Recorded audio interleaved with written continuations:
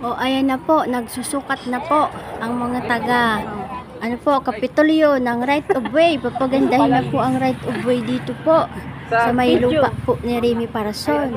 Ayan po. Galing po yan sa Kapitolyo.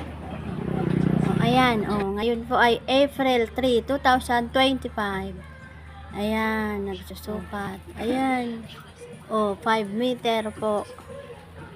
Ayan po, Sila ay mga nakapula. Hindi naman Valentine. Nakapula Ayan. Ito po ako, nagpapacute lang. Ayan po.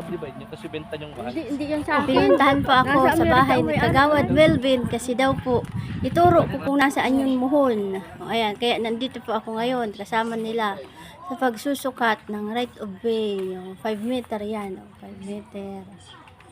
Madali na po yan, masimento. Sabi po nun mga taga Kapitolyo. Ayan po. Nilalagyan po sa gitna ng palatandaan. Lagi po ito. Kung saan yung gitna. Ayan, pinupukpok. Dito na po ito sa tabi ito sa may kay Sir Ogoy na po ito. Yung boundary po. Ngayon si Sir Ogoy. Buti nga madaling nahanap yun muhon. Diyan lang sa tabi. Ayan. Ayan, ako po yan. Ang itim ng buhok ko kasi nagtitina po ako kanina. Ayun po si Kagawad Mercy, Kagawad Nahera at Kagawad Emily. Ayan po.